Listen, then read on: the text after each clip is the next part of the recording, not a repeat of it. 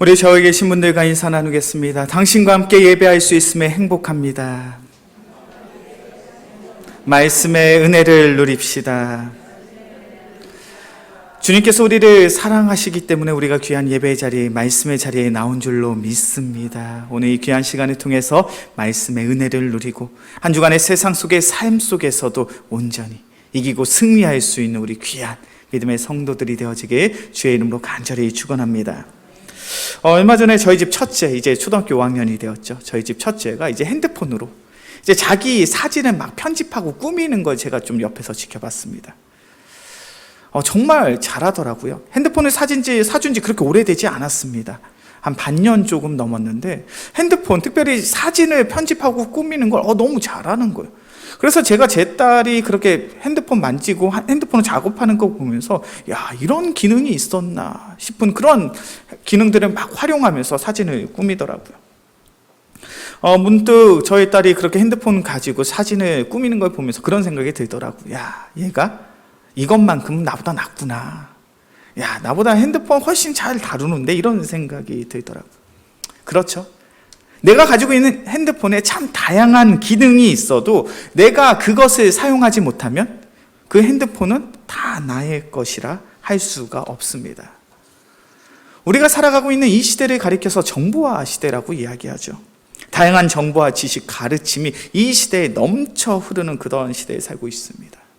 그런데 중요한 것은 이 다양한 정보와 지식, 가르침이 다 내 것인가? 그렇지는 않더라는 거죠. 이 세상에 다양한 지식과 정보, 가르침이 가득하지만 그 중에서 내가 배운 거, 내가 습득한 거, 나의 삶 속에 적용하고 나의 삶 속에 내가 함께 할 수 있는 그것이 바로 나의 것이 되더라는 거예요. 복음의 원리도 동일합니다. 복음이 무엇입니까? 이 땅에 오신 예수 그리스도를 알아가는 것.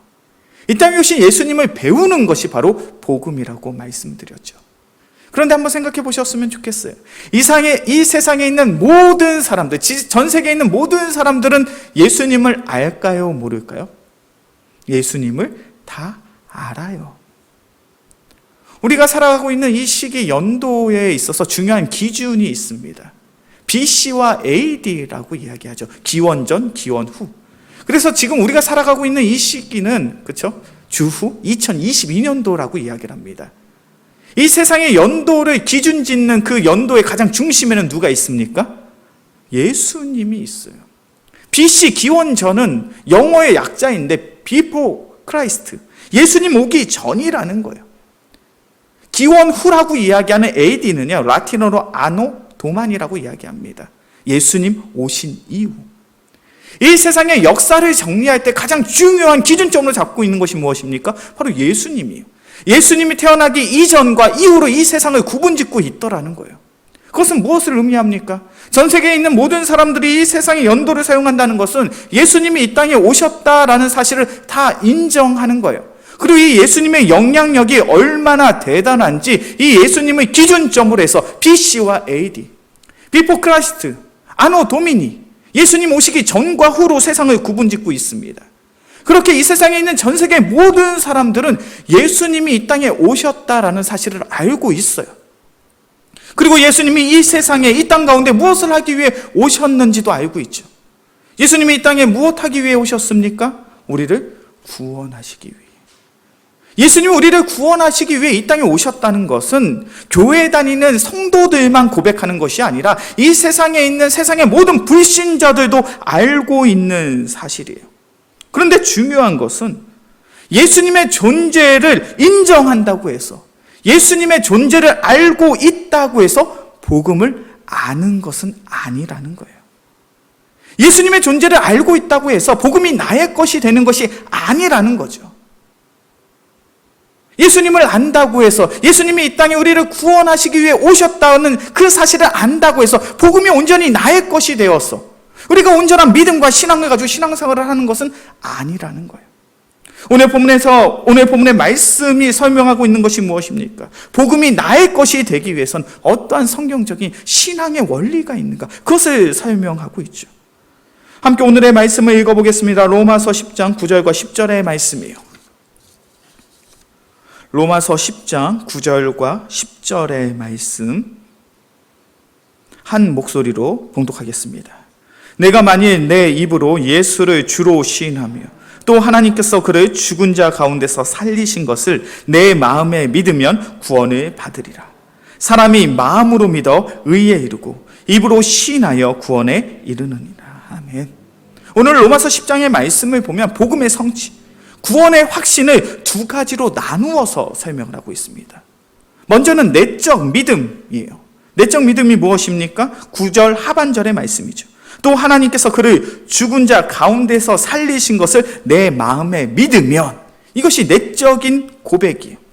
10절의 말씀에서는 사람이 마음으로 믿어 의에 이르고, 우리가 복음을 가지고 복음을 소유하며 복음을 성취함으로 살아간다는 것은 바로 내적인 믿음을 가지고 신앙생활을 하는 것.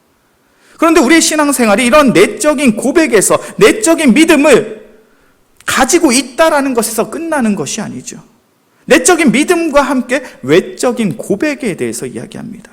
9절 상반절의 말씀이죠. 내가 만일 내 입으로 예수를 주로 시인하며, 10절 하반절의 말씀, 입으로 시인하여 구원에 이르느니라. 복음이 무엇입니까? 우리가 우리의 마음으로 예수님이 이 땅에 나를 구원하시기 위해 오셨다라는 것을 믿음으로 고백하는 그런 내적인 고백, 내적인 믿음이 있을 때 바로 복음이 이루어지는 거예요. 그런데 그 복음은 내적인 신앙의 고백에서 끝나는 것이 아니라 외적인 고백, 외적인 선포를 내포하고 있다는 거예요. 나의 입술로 고백이 돼야 돼요.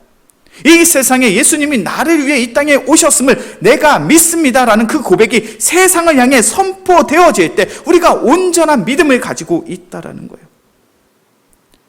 내적인 믿음과 외적인 고백이 우리의 신앙의 삶 속에 함께할 때 바로 그것이 복음의 성취요 구원의 확신인 줄로 믿습니다.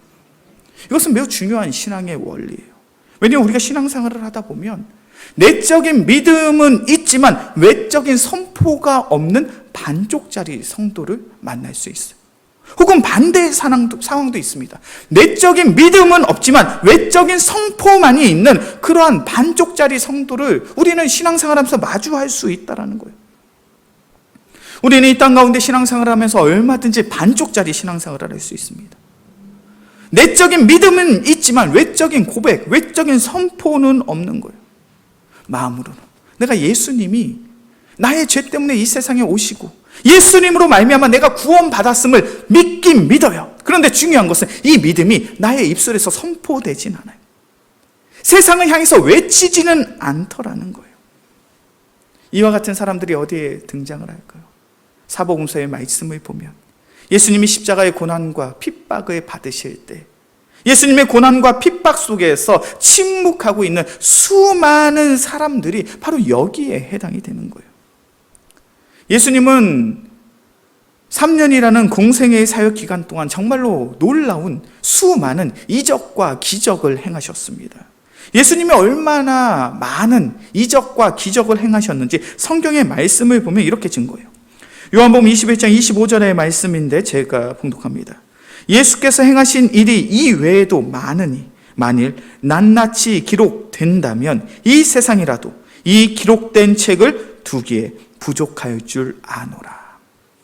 예수님이 얼마나 수많은 이적과 기적을 행하셨는지 그 예수님의 행적을 낱낱이 세세하게 하나하나 기록을 한다면 이 세상에 그 내용들을 저장해둘 그런 공간이 부족할 거라는 거예요.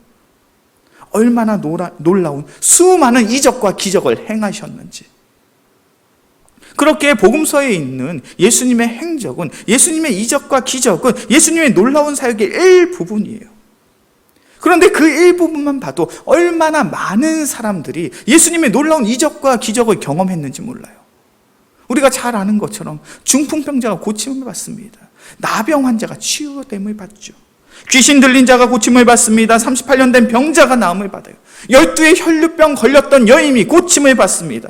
가나의 혼인잔치에서 예수님이 놀라운 이적을 행하셨고 오병이어의 기적을 통해서 수많은 사람들이 예수님이 바로 생명의 떡 되신다는 그 사실을 깨닫게 되었죠. 그런데 너무나도 안타까운 사실이 무엇입니까? 예수님의 공생의 사역 가운데 그렇게 수많은 놀라운 이적과 기적을 유대인들이 경험했음에도 불구하고 정작 예수님이 골고다 언덕에서 십자가에 모진 고난과 박해와 핍박이 있을 때 예수님을 위해, 예수님을 향하여 예수님의 편에 서서 예수님의 뜻을 선포한 이가 단 한 명도 없었다는 거예요. 이것은 너무나도 충격적인 이야기 아닙니까? 수천, 수만 명의 유대인들이 예수님의 놀라운 이적과 기적을 체험했습니다. 예수님이 십자가의 고난과 핍박을 받을 때 오병이의 기적 속에서 그 생명의 떡과 생명의 고기를 먹은 사람도 있었겠죠. 가나의 혼인잔치에서 물이 포도주로 변한 놀라운 이적을 경험한 하인이 있었을 수도 있어요. 중풍병자, 나병 환자, 자신의 육신의 질병이 예수님의 만지심을 통해서 회복을 경험한 그러한 사람들이 그 현장에 있었을 거예요. 그런데 어느 누구도 예수님의 고난과 핍박 속에서 예수님의 편에 서서 이 예수님의 참된 하나님의 아들 되십니다, 그것을 선포하지 못하고 있더라는 거죠. 더 이상 예수님은 힘이 없었어. 그 십자가를 지고 골고다의 언덕에 올라갈 수 없게 됩니다. 그때 예수님을 도와서 그 십자가를 지은 사람이 누굽니까? 우리가 잘 아는 것처럼 구레네 사람 시몬이에요. 그런데 그 사람이 어떤 상황 속에서 그 십자가를 지었는가? 마가복음 15장 21절의 말씀을 보면 구레네 사람 시몬이 시골로부터 와서 지나가는데 그들이 그를 억지로 같이 가게 하여 예수의 십자가를 지우고, 이 시몬이라는 사람은 예수님을 돕고 싶었던 마음이 있었던 사람이 아니에요. 그냥 우연히 그 길을 지나가다가 병사들이 예수님이 쓰러지고 나니까 야, 너 나와, 네가 이 십자가를 지고 저 언덕까지 올라가, 그렇게 지시를 받아서 억지로 그 십자가를 지었다는 거예요. 이게 얼마나 안타까운 모습입니까? 예수님의 놀라운 이적과 기적을 경험했습니다. 예수님이 하나님의 아들 되심을 바로 나의 삶을 통해 경험했어요. 그런데 세상을 향해서 예수님이 나의 참된 구주이십니다, 구원자 되십니다, 이것을 선포하는 사람이 어느 누구도 없더라는 거예요. 이와 같은 신앙의 모습은 예수님의 제자들도 동일했잖아요. 예수님이 제자들에게 말합니다. 오늘 밤에 너희가 다 나를 버리리라. 그때 베드로의 고백이 무엇입니까? 예수님, 여기에 있는 다른 제자들이 다 예수님을 버린다 할지라도 나는 그러지 않겠습니다. 나머지 11명의 제자들이 이렇게 이야기합니다. 내가 주와 함께 죽을지언정 주를 부인하지 않겠습니다. 그들의 마음속에는 오직 예수님만이 우리의 참된 교사이며 스승이며 선생이라는 확신이 있는 거예요. 그런데 결과는 어떠합니까? 제자들이 다 예수를 버리고 도망하니라.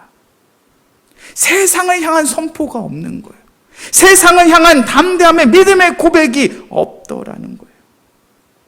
우리의 신앙생활도 얼마든지 이러한 반쪽짜리 신앙의 모습을 가질 수 있어요. 우리의 마음속으로는 그래, 예수님이 나의 죄 때문에 십자가에 달려 죽으셨지, 그래 예수님으로 말미암아 내가 구원을 받았어라는 믿음과 확신이 내 마음속엔 있을 수 있지만 그것이 내 입술을 통해 세상을 향해 선포되지 않는 거예요. 제가 청소년들을 사역을 해보면 청소년들이 신앙생활하면서 가장 힘들어하는 것이 무엇인지 아십니까? 청소년들이 신앙생활하면서 가장 힘들어하는 게 뭐냐면 학교에서 밥 먹을 때 식기도 하는 거예요. 그렇잖아요. 신앙생활하면 마땅히 밥 먹기 전에 기도하는 거는 기본 중에 기본이잖아요. 근데 청소년들은 그게 너무 힘든 거예요. 왜요? 내 친구들 앞에서 내가 교회 다니는 사람이라는 것이 나타나는 것, 드러나는 것이 부끄럽다라는 거예요. 요즘 직장인들 가운데 기독교인들이 있습니다. 교회 다니면서 직장생활 하시는 분들 가운데 그런 생각을 하시는 분들이 많아요. 굳이 내가 내 직장에서 기독교임을 티낼 필요가 있을까? 굳이 내가 나의 직장에서 굳이 기독교인임을 나타내지 않겠다, 드러내지 않겠다라는 거예요. 왜요? 직장 내에 기독교인들에 대한 선입견과 편견이 있더라는 거예요. 교회 다니는 사람들은 공동체에 잘 융합되지 못하는 사람, 교회 다니는 사람은 자기 주장이 강한 사람, 교회 다니는 사람은 이 공동체의 분위기를 흐리는 사람, 그런 선입견과 편견이 있기 때문에 굳이 내가 교회에 다닌다는 것을 티를 내면 좋은 것이 없다라는 거예요. 혹은 반대로 교회에 다니는 사람에 대한 기대치가 있다고 이야기해요.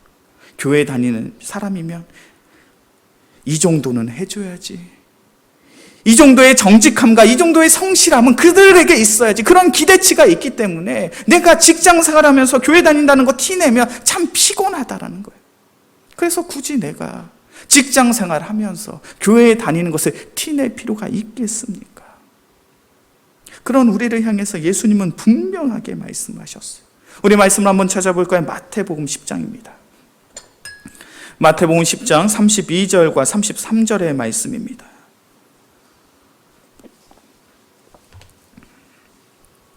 마태복음 10장 32절과 33절의 말씀.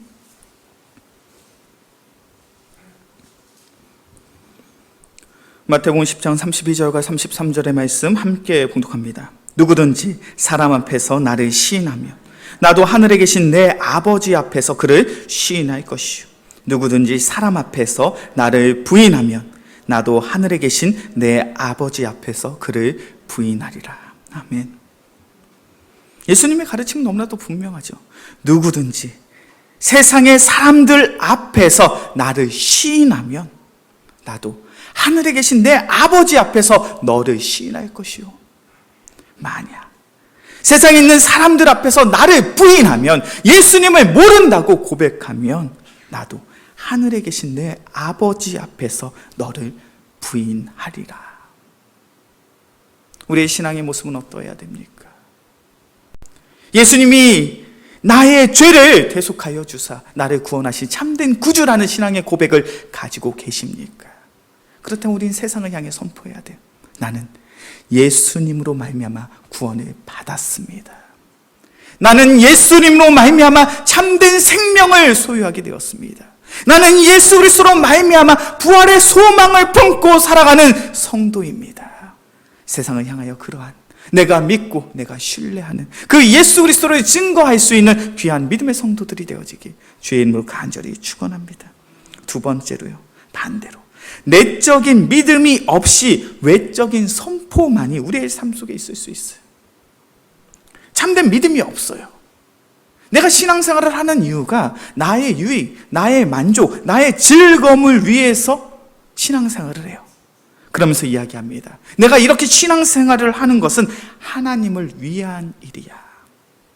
이와 같은 신앙의 모습은요, 당시 2000년 전에 예수님이 공생의 사역을 감당하실 때 성전 속에 있었던 사람들이 이와 같은 모습으로 신앙의 삶을 살았어요. 우리 한번 말씀을 찾아볼까요? 마가복음입니다. 마가복음 11장 15절부터 17절까지의 말씀. 마가복음 11장 15절부터 17절까지의 말씀. 우리가 너무나도 잘 알고 있는 사건이죠. 마가복음 11장 15절과 17절의 말씀, 제가 한 절, 우리 성도님들이 한 절, 마지막 절은 합독하겠습니다. 그들이 예루살렘에 들어가니라. 예수께서 성전에 들어가사 성전 안에서 매매하는 자들을 내쫓으시며 돈 바꾸는 자들의 상과 비둘기 파는 자들의 의자를 둘러 엎으시며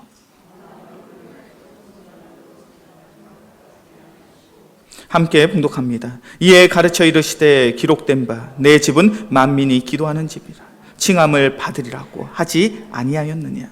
너희는 강도의 소굴을 만들었도다 하시매. 유대인들이 신앙생활을 하면서 가장 중심이 되었던 장소가 어디입니까? 바로 성전이에요. 이 예루살렘 성전에 모여서 하나님께 제사를 드렸습니다. 하나님께 예배를 드렸어요. 그런데 이 성전 안에 새로운 문화가 만들어졌습니다. 그것이 무엇이냐면 바로 이 성전 안에서 매매를 하는 거예요. 제사를 드릴 때 사용되는 그 재물을 사고 파는 그런 매매가 이 성전 안에서 이루어지고 있는 거예요. 도대체 유대인들은 왜 이 성전 안에서 제사에 사용되는 그 재물을 매매했는가? 그런 질문을 한다면 이 성전 안에 있었던 상인들과 그리고 제사장들 그리고 유대인들은 이렇게 대답했을 것 같아요. 성전에서 매매를 하는 이유는 하나님께 예배를 더 잘 드리기 위해서입니다. 우리가 할 수 있는 가장 효율적이고 효과적인 방법으로 하나님께 제사를 드리고 하나님께 예배를 드리기 위해서 우리는 이 성전에서 매매를 하고 있습니다. 그렇게 이야기했을 것 같아요. 왜 그렇습니까? 유대인들이 하나님께 제사를 드릴 때 가장 어려웠던 일이 있어요. 그것이 무엇이냐면 하나님께 드려지는 제물은 흠이 없어야 돼요. 온전한 제물을 하나님께 제물로 드려야 됩니다. 그런데 가축을 키우다 보면 상처가 자연스럽게 날 수밖에 없죠. 더군다나 집에서 가축 중에 가장 흠이 없고 온전한 모습을 가지고 있는 가축을 데리고 성전으로 이동을 하다가 뜻하지 않은 사고로 인해서, 뜻하지 않은 불상사로 인해서 이 가축에 상처가 가해질 수 있어요. 그러면 그 제물을 가지고 하나님께 제사를 드릴 수 없는 거예요. 그러니까 유대인들의 입장에서는 어떤 꾀를 내게 됩니까? 하나님께 온전한 제사를 드리기 위해서는 가축들에게 흠이 없어야 되는데, 흠이 없는 가축을 구할 수 있는 가장 쉬운 방법이 이 성전 안에서 제사장들이 이 동물은 괜찮다라고 검증해준 동물을 가지고 제사를 드리는 것이 가장 확실한 방법이 되는 거죠. 그러니까 그때부터 이 이스라엘 백성들은, 유대인들은 이 성전 안에서 매매를 하기 시작을 하는 거예요. 성전 안에서 제물을 매매합니다. 그러므로 인해서 유대인들은 너무나도 쉽고 편리하게 제사를 드릴 수 있었죠. 굳이 집에서 흠이 없는 제물을 찾을 필요가 없어요. 흠이 없는 가축을 데리고 이동을 하면서 금이야 오기야 하면서 그렇게 힘들게 이동을 할 필요가 없어요. 그냥 돈을 가지고 가서 성전 안에서 제사장들이 검증한 그 제물을 사서 제사를 드리면 그 제사가 완벽하게 끝나는 거예요. 상인들은 어떠합니까? 한철 장사도 그런 장사가 없죠. 성전 안에서 제사를 하게 된다면 얼마나 많은 동물들을 사고 팔 수 있겠습니까? 상인들의 입장에선 너무나도 행복한 그러한 거래예요. 제사장들은 어떠할까요? 상인들이 성전에서 동물을 매매하기 위해서는 제사장들의 협조와 허락이 있어야 됩니다. 그렇게 상인들은 자기가 벌어들인 수입의 일정 금액을 제사장들에게 주었을 거예요. 그리고 그 돈을 받은 제사장들은 이렇게 이야기를 합니다. 이 돈은, 이 수익으로 성전을 보수하고 성전을 보강하겠다. 하나님의 일을 위해서 이 돈을 쓰는 거다. 표면적으로 성전을 매매한다는 것은 유대인들에게 있어서, 상인들에게 있어서, 제사장들에게 있어서 너무나도 좋은 방법처럼 보여져요. 그런데 예수님의 입장에서 그들의 모습은 그렇게 아름답지 않더라는 거예요. 그들은 표면적으로 그렇게 이야기할 수 있지만 그들의 중심은 그렇지 않더라는 거예요. 그들의 중심은 철저히 자신의 탐욕과 자신의 욕심에 의해서 하나님의 성전을 강도의 소굴로 만들었다는 거예요. 오직 그들의 모습이 그렇게 죄악되었으면 예수님께서 그들을 책망하실 때 너희는 왜 하나님의 성전이 만민이 기도하는 집인데 너희는 강도의 소굴로 만들었냐, 이렇게 책망을 하시겠어요. 강도의 소굴이라는 것은 무엇입니까? 자신의 탐욕, 자신의 욕심에 취해서 세상의 것을 빼앗는 자, 착취하는 자들이 강도잖아요. 너희의 마음이 그렇다는 거예요. 이 성전 안에 있는 너희들의 마음이 세상의 탐욕에, 세상의 욕심에 사로잡혀서 온전히 하나님의 영광을, 온전히 하나님의 주권을 왜곡시키고 있구나, 변질시키고 있구나. 왜 이러한 문제가 생깁니까? 믿음이 없이 외적인 선포만이 있는 거예요. 믿음이 없이 외적인 신앙의 행위만이 있는 거예요. 우리의 신앙생활도 얼마든지 이렇게 전락될 수가 있어요. 한 집사님이 이제 새로운 사업을 시작하려고, 피자집을 오픈하려고 이제 프랜차이즈 피자 업체에 가서 교육을 받으셨어요. 그 교육을 받던 중에 교육을 진행하던 강사가 이런 말을 했다고 합니다. 새로 가게를 오픈하고 안정적인 수입을 얻기를 원한다면 새로운 지역에 가서 이제 가게를 오픈할 때 가장 중요한 것이 그 지역에 있는 가장 큰 교회에 등록을 하십시오. 그러면 일단 어느 정도 안정적인 그런 매출이 보장받을 수 있습니다. 프랜차이즈 피자 가게 업체 강사가 그런 얘기를 했다는 거예요. 그 이야기를 듣고 이 집사님이 너무 충격을 받은 거예요. 세상의 사람들은 교회를 그렇게 바라볼 수 있더라는 거죠. 근데 제가 그 이야기를 들어보니까 일리가 있긴 있어요. 원래 교회, 우리 성도들의 마음이 그렇잖아요. 이왕 피자 한 판 먹을 거, 내 돈 들여 사 먹을 거, 이왕이면 우리 교인 거 팔아주는 게 더 좋다. 유초등부, 중고등부, 청년부 피자 먹을 일이 있다면 이왕이면 우리 교인 거 팔아주는 게 더 좋지 않느냐. 우리는 그런 정서, 그런 문화를 가지고 있잖아요. 그러한 정서, 그러한 문화를 세상의 사람들이 악용하는 거예요. 그렇기에 믿음 없이도 교회에 들어와서 교회에 등록할 수 있어요. 믿음 없이도 교회에 와서 등록하고 신앙생활 하면서 우리 집에 있는 우리의 물건 팔아달라고 그렇게 요청하고 그렇게 부탁할 수 있더라는 거예요. 어떠한 신앙의 문제입니까? 믿음이 없이 외적인 선포만이 있는 거예요. 그러한 이들을 향하여 예수님이 이렇게 말씀하십니다. 나더러 주여 주여 하는 자마다 다 천국에 들어갈 것이 아니요 다만 하늘에 계신 내 아버지의 뜻대로 행하는 자라야 들어가리라. 예수님의 가르침이 너무나도 분명하잖아요. 주여 주여 하는 자마다 다 천국에 가는 것이 아니라 하늘에 계신 하나님의 뜻대로 행하는 자, 온전한 믿음을 가지고 주님께서 원하시는 삶의 모습을 세상 가운데 선포하는 자만이 하나님의 나라에 갈 수 있다는 거예요. 믿음 없이 아무리 예수님 예수님 외쳐도 구원받을 수 없다라는 거예요. 참된 복음이 무엇입니까? 내적인 믿음과 외적인 고백의 삶이 우리의 삶 속에 나타날 때 그것이 참된 복음인 줄로 믿습니다. 그렇게 우리는 참된 복음을 증거하는 믿음의 성도로서 살아가야 돼요. 오늘 성경의 말씀을 보면 오늘 본문의 말씀이 바로 그것을 이야기하고 있죠. 우리 로마서 10장 12절부터 15절까지의 말씀을 다시 한번 읽어보겠습니다. 로마서 10장 12절부터 15절까지의 말씀, 제가 한 절, 우리 성도님들이 한 절 교독해서 봅니다. 로마서 10장 12절부터 15절까지의 말씀, 제가 먼저 봅니다. 유대인이나 헬라인이나 차별이 없습니다. 한 분이신 주께서 모든 사람의 주가 되사 그를 부르는 모든 사람에게 부요하시도다. 그런즉 그들이 믿지 아니하는 이를 어찌 부르리요? 듣지도 못한 이를 어찌 믿으리요? 전파하는 자가 없이 어찌 들으리요?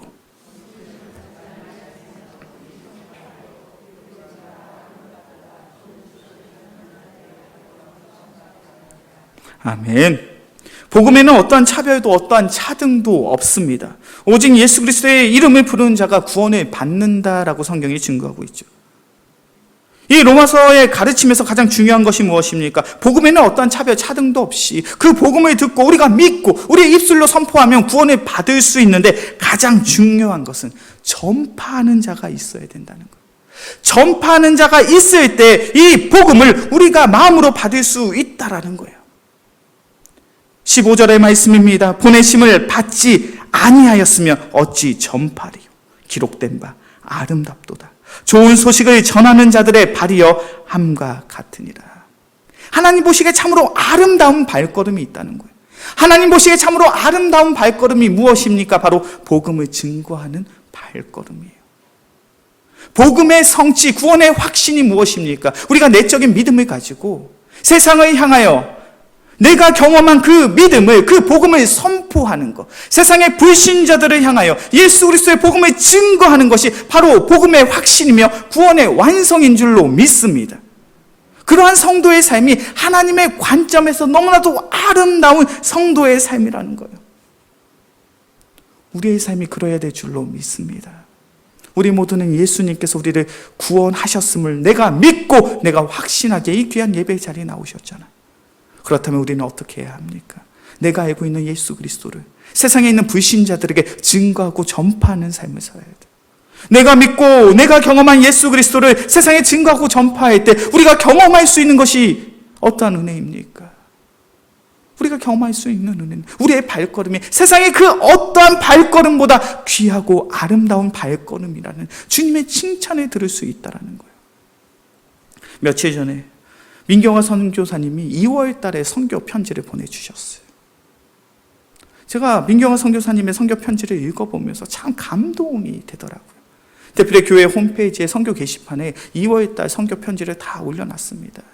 가정으로 돌아가셔서 한번 읽어보셨으면 좋겠어요. 저는 제가 영광교회에 와서 말라위라는 나라를 처음 알게 됐습니다. 아프리카의 작은 나라잖아요. 일반적으로 알 수가 없는 나라예요. 근데 제가 선교사님을 통해서 선교 편지를 통해서 듣게 되는 이 말라위라는 나라는요, 정말로 소망이 없어도 정말 소망이 없는 나라처럼 보여져요. 그 편지의 내용을 보면 지난달 1월 24일이죠. 갑자기 말라의 대통령이랑 장관급의 총 4각이 다 해산을 했다라는 거예요. 우리나라로 치면 대통령과 그리고 모든 장관 차관들이 다 사표를 내고 정치계를 떠난 거예요. 왜 이런 일이 발생했는가? 이 말라이라는 나라는 부정부패가 너무 심해서 이유, 그리고 외국에서 원조를 해주는 나라들이 너희는 너무나도 부정부패가 심하니 이 부정부패가 척결 되지 않으면 너희의 원조를 끊겠다라고 이야기를 한 거예요. 그래서 대통령을 비롯해서 모든 장관들이 다 사표를 내고 새로운 장관직, 새로운 내각이 지금 구성이 되었다라는 거예요. 얼마나 나라가 소망이 없으면, 대통령에서부터 장관까지 얼마나 그 부정부패가 심했으면 세계에 있는 다른 나라들이 너희 내각을 바꾸지 않으면 지원해주지 않겠다, 그렇게 이야기를 하겠습니까? 지난달엔 태풍이 불었대요. 도심 전역에 3일 동안 전기가 끊어지고 물이 끊어지게 되었다고 합니다. 많은 집들이 무너져 버렸대요. 그리고 한 달 동안 우기가 있었대요. 한 달 동안 우기가 있는데 28명의 사람들이 죽었대요. 왜 죽었는가? 벼락에 맞아 죽었대요. 상식적으로 이해가 되십니까? 벼락이 쳐서, 우기 기간 동안 벼락이 치는데 이 현지인들의 집들은 그 벼락을 피할 수 있는 어떤 방어시설이 전혀 없기 때문에 벼락이 때리면 죽을 수밖에 없다라는 거예요. 제가 그 내용들을 읽어보는데 아직도 이런 나라가 있는가? 정말 이 나라에 소망이 있고 희망이 있을까? 그런 생각이 들더라고요. 그런데 선교사님의 선교 편지를 읽어보니까 그들에게 우리 선교사님이 옥수수를 나눠줘요. 먹고 생활할 수 있도록. 그러면서 그 옥수수를 나눠주면서 성경 말씀을 암송하고 성경 예화를 암송하는 사람들에게 좀 더 인센티브를 주는 거예요. 하나님의 말씀 외우고 성경의 예화 외우면 원래 줬던 것보다 좀 더 많은 옥수수를 나눠주고 우물 파기 사업을 하고 그곳에 있는 어린 학생들을 가르치고. 그 성경 편지를 읽으면서 저희 마음속에 참 감동이 되더라고요. 인간적인 관점으로, 인간적인 생각으로 본다면 참 소망과 희망이 없는 그 나라인데 온전히 예수 그리스도의 복음 그 심령을 마음에 안고 그 척박한 땅에 가서 그들을 위해 헌신하고 섬기는 그 예수 그리스도의 복음과 사랑의 그 헌신과 노력, 그 헌신과 노력이 주님의 풍성한 은혜로 말미암아 분명 결실을 맺게 될 줄로 믿습니다. 그렇게 우리의 모임이 너무나도 귀한 모임이에요. 매달 한 번 선교 헌신 예배로 모이고 우리가 마음을 모아서 헌금하는 그 헌금들이 다 그렇게 선교지로 가서 쓰임을 받게 되잖아요. 제가 그 선교 편지를 읽으면서 그런 생각이 들더라고요. 이 귀한 선교사님 훗날 주님 앞에 섰을 때 너의 발걸음이 참 아름다운 발걸음이었다, 그런 주님의 칭찬을 드릴 것 같더라고요. 저는 우리 영광교회 귀한 믿음의 성도들의 삶이 그러하게 주의 이름으로 간절히 축원합니다. 주님 앞에 가서 우리 칭찬 들어야죠. 그런데 그 칭찬이 무엇이어야 될까요? 만규야, 너의 발걸음이 참 아름다운 발걸음이었어. 예수 그리스도의 복음을 증거하고 선포하기 위한 그 발걸음이 참으로 귀했다. 우리 모두가 복음을 증거하고 복음을 선포함에 있어서 주님의 놀라운 칭찬을 들을 수 있는 우리 모두가 되어지길 주의 이름으로 간절히 축원합니다.